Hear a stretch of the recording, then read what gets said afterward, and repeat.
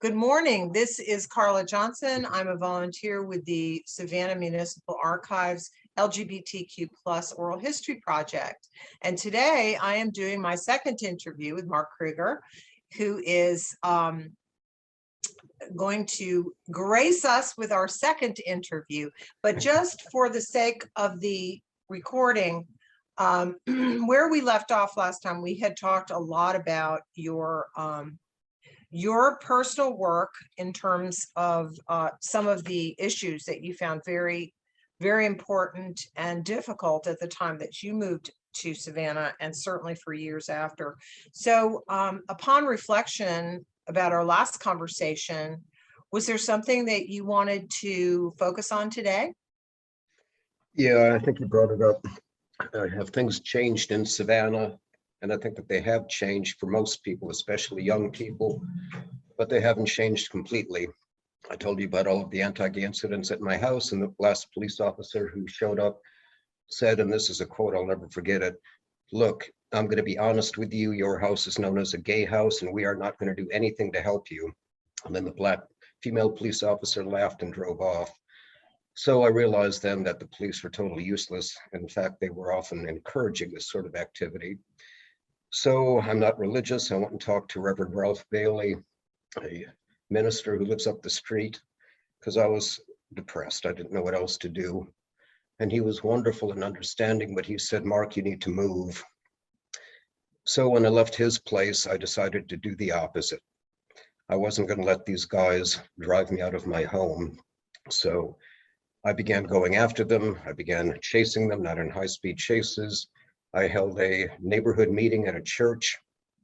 It turns out there were a lot of incidents of people being beaten up, having things stolen. There's a gang in my neighborhood called the Southside Posse, all white, all male teenagers. I got the leader of the gang kicked out of the neighborhood, et cetera, et cetera. So the things the police could have done to help me and to help my poor neighbors, who it turns out didn't trust the police either. One little gay faggot took down the Southside Posse. So I'm very proud of that, but I'm very embarrassed by the inability of our police to do much of anything. So. And when was that, Mark? Do you remember right around the era that was? Was it late 90s, mid 90s? No, that would have been early 2000s, 2005, maybe 2010 at the latest. So because I took action, almost all of the actions against me, verbally and et cetera, most of them stopped. But there are two things I do want to talk about. There's a fellow who, I don't know if he lives in my neighborhood or works in my neighborhood, but he's a fellow who puts up fences, and I've used him to put up 4 of my clients' fences because he does a good job. But he let me know right away he didn't like me because I was gay. And I said, "I know you don't like me, I don't like you, just do a good job." But the last job, he intentionally drove over my landscaping, and I said, "That's it." Well, I used to eat lunch at the restaurant at the village at the landings, along with many contractors, and every time he would see me, he'd walk by and say faggot or queer under his voice. I was outside with my dog, and he drove by in his work truck and yelled faggot, and I thought, oh, I didn't hear that. Well, I did, because he repeated himself, and I thought, oh, well, I hadn't heard that in quite a while. A week or two later, he tried to drive me off the road, tried to drive me into a ditch near my home. I had a couple of seconds to respond. I thought he's not going to sacrifice his truck or himself, so I kept on going. And the next time I saw him, he was at a convenience store getting in his truck. I stood behind him with a piece of paper and wrote down his license plate number and made sure that he saw me do that. So that happened 2 years ago. The last Pride in Forsyth Park, my friend Mark Hill was the head of it. I was watching the band, listening to the band on stage. It was a good band. I didn't know them. They were loud. The crowd was loud. I was at the very front, and they had portable metal barricades, which I was holding on to. I don't dance. I'm 60 something, but I do move. All of a sudden, an arm came around and grabbed me by the neck and dragged me backwards through the crowd to the edge of the crowd and dumped me on the ground. I looked up and I thought, I know you. It was a police officer, and I thought, I know you. I said, why the blank did you do that? He said that I was moving the metal barricades too much and that he told me from behind to stop doing it, but I ignored him. I thought, you could have tapped me on the shoulder. You could have come to my side. You could have come to the front of me. But I'm sure it's one of the officers I've dealt with before, and he didn't like me. So he wasn't picking on any gay person. He was picking on Mark, the uppity gay person. The singer in the band came up to me afterwards and said, why did he do that? And I don't remember what I told her, but I wasn't in a good mood. I did tell Mark Hill, the head of Pride that year, what happened briefly, but he was so busy and we never talked about it again. So those are two things that happened to me that the police got away with, my neighbor almost got away with. So things like that still continue, but much less than in the past. You now have gay groups, you've got gay student groups, you've got visible gay people all around, but you still have a lot of Georgians, and about half of them still don't approve of gay marriage, that you kind of have to watch out for. But again, if you're not an uppity gay, if you don't wave the rainbow flag, if you don't confront the police, you're going to have a pretty good life in Savannah. So what are some of the other things that are big issues in Savannah as far as gay people go? And we haven't really addressed some of the other groups besides gay men. We have addressed some of the issues around racial separation between gay people. But what about the trans community? What are some of the issues that you think are facing the trans community in Savannah? They are a minority within a minority, and there are a good number of gay people, and I include LGBTQ plus, who don't like transgendered people. It amazes me. Some people don't want them included in the gay movement, and just don't like them. I don't understand that. So even within the gay community, some gay people put down transgendered people. But I think transgendered people in Savannah are some of the strongest people. They're willing to live their lives, even though they will face harassment even within the gay community. They haven't had it easy.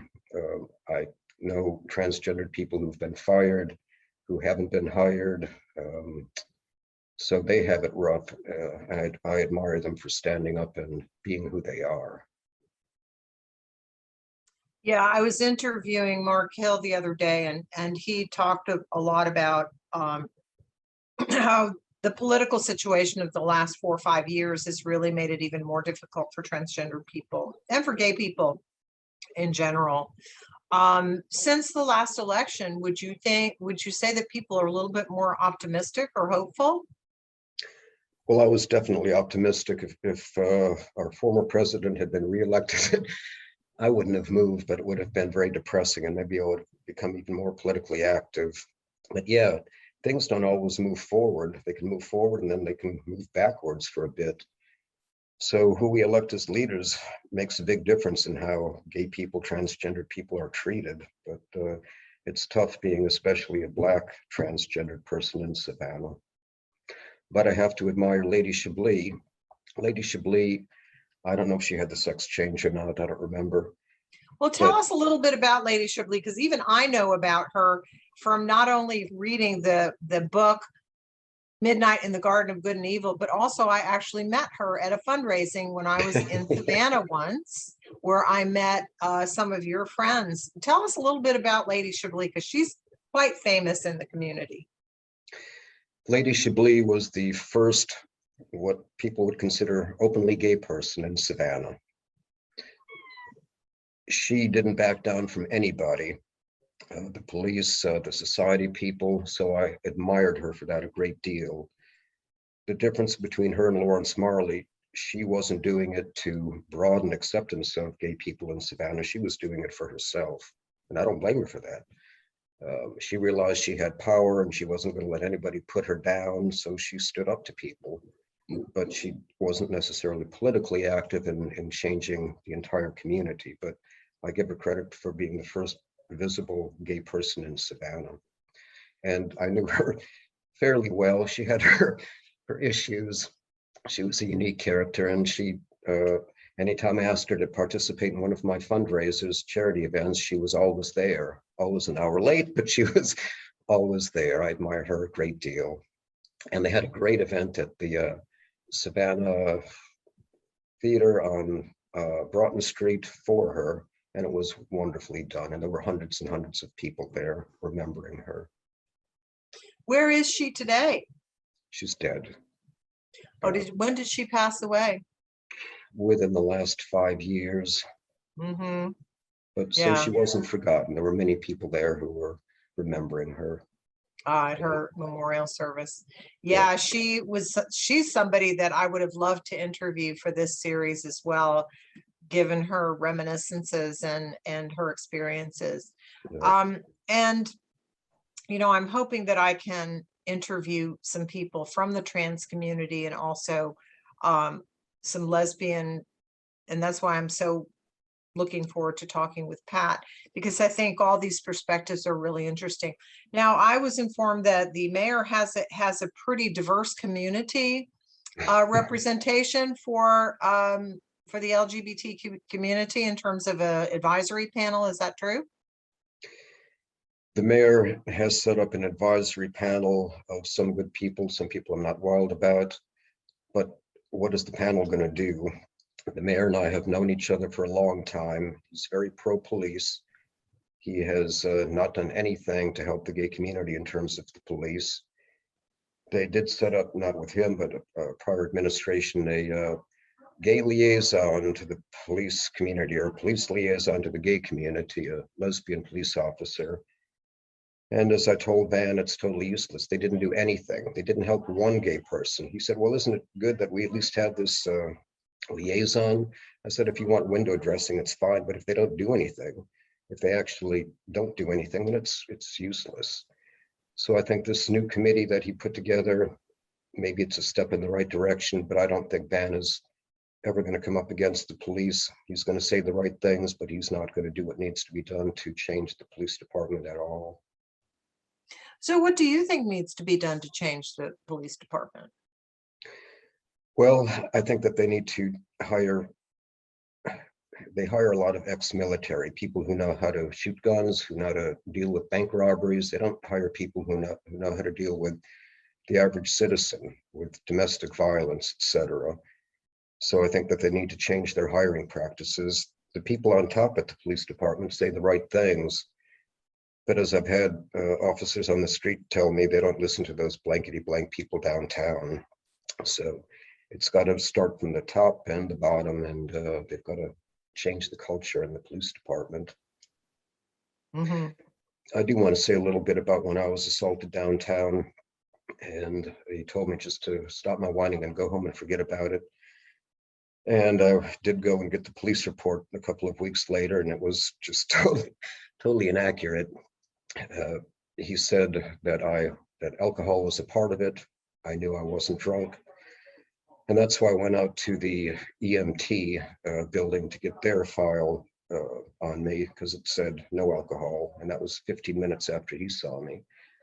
In addition, if he thought I was drunk, why did he tell me to get in my truck and go home and drive home, which he did repeatedly? So he was willing to lie. He was willing to make me try to make me look bad. And usually they get away with it. So anyway, they need to change the culture in the police department, and just hiring a good person on top isn't going to do it. Mm-hmm. Okay. What are some of the other issues that we raised during our last conversation that we wanted to continue? I know we were talking about challenges for the future. How have things changed? And from some other interviews, I was hearing that that in general, most gay people feel pretty good about going to most venues in the city. Are there any neighborhoods where gay people still are not welcome, would you say? Especially if they're openly gay? My neighborhood, Pooler, Port Wentworth, the suburbs, the city where I lived for many years, I never had any problems. But the suburbs, you have to watch out. Mm-hmm. And it's not just the teenagers, it's the parents who teach their kids it's okay to harass and bother gay people. So yeah, I've known people who've had graffiti spray painted on their house, on their driveway, anti-gay people living in Richmond Hill, etc. So I'd be careful. There are no real pure gay bars in Savannah anymore, so I don't know if the college-age military, the teenage kids who used to go out on a Saturday night look for a queer to beat up, I don't know if they have as many visible places to go anymore. The gay community is more spread out, so maybe that helps a little bit. Mm-hmm. I would like to talk about religion. I think I've got an interesting story. It's a little bit pornographic at the end, so if there are any children watching, listening to this, they might want to change, but religion is the other thing. Besides the police, churches in general have been putting gay people down. There are only a handful of churches in Savannah that are considered gay friendly. Anyway, there's a church, big church, Bible Baptist, and the minister, Reverend Cecil Hodges, had a column in every Saturday religion section of the newspaper, the local newspaper. And it looked like a column, but it was actually a paid advertisement. And he would occasionally, bring down gay people. We're bad, we're this, we're that, we're horrible. So I got kind of tired of it. And I thought, where does this son of a bitch live? He's profiting off of us. He's got this big church. So he was in the phone book, and I was just going to drive by his house. But when I saw the property, he lived on his own little private island, and he had a long causeway going to his own little private island. And that was okay. But what bothered me was he had sign after sign saying, keep out private property, you will be prosecuted, sign after sign. And I thought, this man supposedly, he says he speaks for God, and yet he's telling all these people to stay away. So I drove down the causeway and I said, don't do it, Mark, don't do it. But each sign just prompted me to go all the way to his island, where he had the luxury travel trailer, not travel trailer, where you drive it. He had a putting green with a golf flag, had a luxury car. And I said, Mark, don't do it. But I went and rang the doorbell.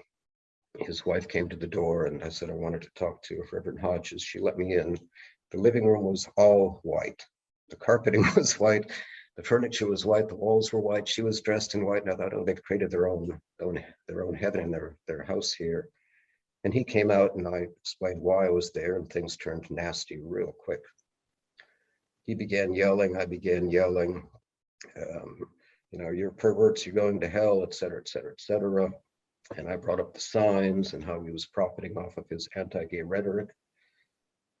And so I slowly backed up to the door. And as I was at the door, he said something that he thought he would have me on, that I couldn't respond to it. I would have to say, oh, you're right, Reverend Hodges. And I had a retort. Normally I'd think of it a block or a day later, but I had a retort immediately, which I was sort of proud of. But he said, you put your penis in a man's shithole. And he shouted that. He shouted it. And I said, you put your penis in your wife's piss hole. I thought at that, there's nothing more to say, so I left. As I got to the street, a police car showed up, and I just kept on going. I drove by a couple of blocks, a couple of weeks later. All of those signs had been removed. So if nothing else, I did something. And to the best of my recollection, the anti-gay columns were diminished or ceased. We got the newspaper to require that it say paid advertising up on his column. So that's one religion story, but I have others. Mm-hmm. Any positive ones? Because you were telling me that there were some religious leaders and churches that were really helping. The Reverend Michael Elliott, he was the head of Union Mission, the homeless shelter, did all sorts of good things for people with AIDS, women, men, everybody. He was brilliant. He was the most Christian person I've ever met, because he was willing to help anybody and he didn't judge. So Michael Elliott is brilliant. Unfortunately, he has cancer now, but he's a brilliant fellow. Asbury Church on Waters and Anderson was gay friendly, but they wouldn't perform any ceremonies, what are they called? Not the marriage ceremony, but the commitment ceremonies or anything like that. So they accepted gay people as their congregants, but wouldn't do anything to signify that they were, gay and in a relationship. There were a few small churches, but no, in general, it was the police and the churches and some politicians that made my life especially, miserable. As an example, Independent Presbyterian Church is a beautiful church on Bull Street, prominent corner, beautiful church. And an acquaintance of mine said, Mark, they're going to ask the county commission to pass an anti-gay resolution, identical to what Cobb County did before the Olympics. So I looked it over and it said, yeah, gay citizens are not acceptable in Chatham County. So I was this called back in the 90s? right after the Olympics, right around the Olympics. So that would have been, I called Terry Anderson, Reverend Anderson, and said, is this really going to happen? He said, yes. I said, what do your gay members of your congregation think about this? He said, we have 400 members. None of them are gay. And I said, well, one of them is obviously, because he's the one who gave me this, but it let me know how out of touch he was with his own congregants. And the same sort of thing, I looked him up in the phone book, went to his house, big, beautiful house, expensive house, rang the doorbell. His wife came to the door and I explained why I was there. She said, well, he can't talk now. We're having a party for one of our daughters and it would be inconvenient. And I simply said something like, you're trying to make my entire life inconvenient. I don't appreciate it. And I left. There was no shouting.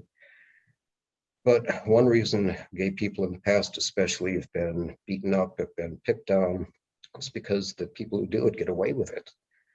It's because people don't confront these jackasses. So I don't know what's in me, but Lawrence Marley's the one who got me started on this, realizing that you have to confront these people, hopefully diplomatically at first, but if that doesn't work, sometimes you have to go further.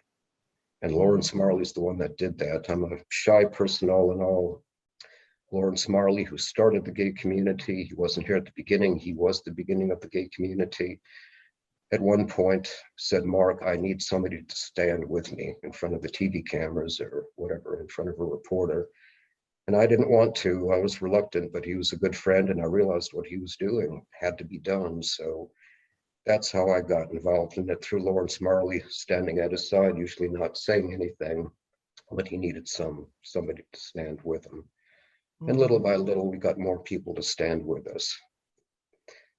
I do have a kind of a fun story. It's a bit different.